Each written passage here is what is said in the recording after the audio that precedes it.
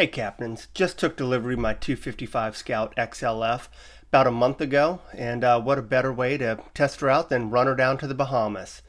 Decided to take our dog here at the last minute. Fortunately, I had a pet import permit from last year.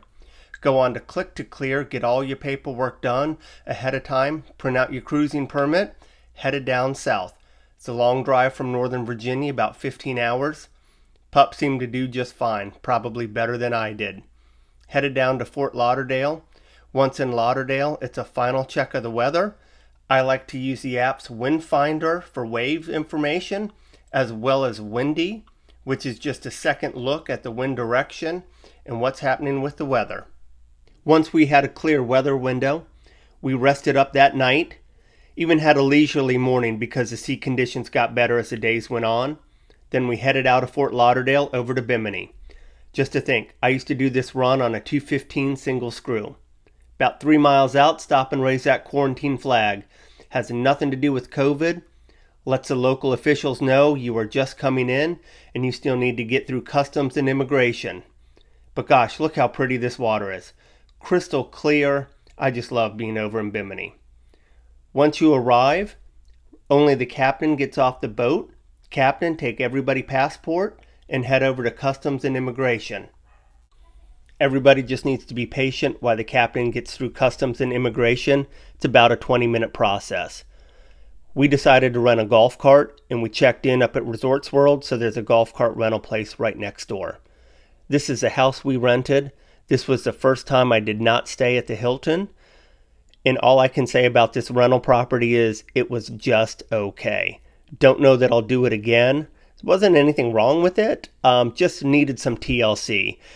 Fresh coat of paint, some wood trim was rotten, things of that nature. But grilling area, seating area, amazing view. We continued to keep our boat at the Hilton Resorts World Marina, so that was nice, safe, and secure. That evening we headed down to Big Game and just had some dinner. You can boat right up there, usually just check into an empty slip.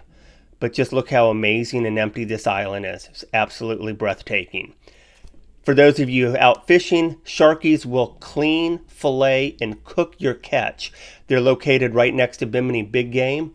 Also, this is Neil Watson's Bimini Scuba Center. For those of you that wanted to get some scuba diving in, first class place. This is the only catch, so we decided to throw this one back. Barracudas aren't good eating in any event. Other than that, just did some typical water sports.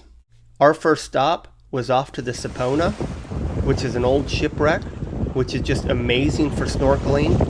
And I highly recommend, a lot of times there's a ladder you can climb to the top and jump off.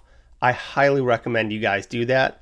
For those that don't, I think they always recommend not doing so. So we played around here for a little while. Again, did some snorkeling. Everybody climbed up, jumped off the Sapona. Just saw some amazing fish and then headed over to Honeymoon Harbor.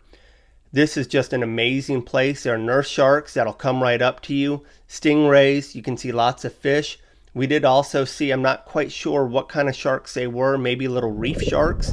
The first time I've seen those and not just nurse sharks out here. In any event, it was just an amazing time. Everybody has fun.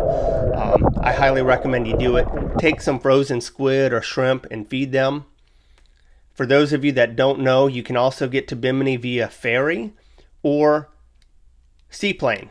Those are about your only options.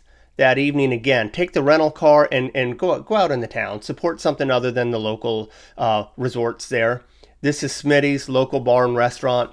Had dinner there, locally owned and operated, so always a good time. Directly across the street from Smitty's, you'll find this small dirt path that'll lead up to a little cliff, and it's just an amazing spot to watch the sunset and just get some terrific photographs in. One of the common hesitations I hear is people think that they won't be able to see land and that's going to freak them out. Once leaving Fort Lauderdale, you see the coast of Miami and Florida for about 50 minutes. So you have about a 45-minute window where you can't see, but then Bimini starts to come in the horizon.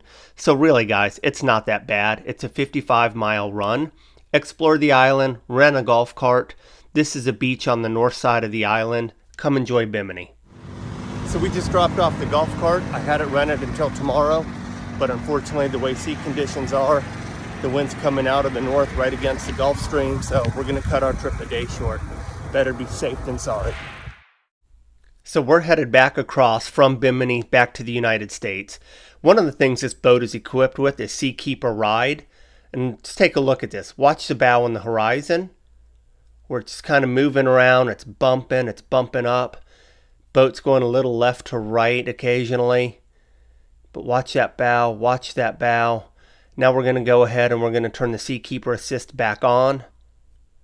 Let's count to about 3. 1, 2, 3. Look how she just smooths out. Such a game changer. It really is. Don't forget to go ahead and get that custom Border Patrol app on your phone. Scan everybody's passport in.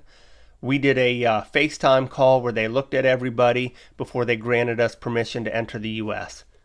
Enjoy. Hope you liked this video.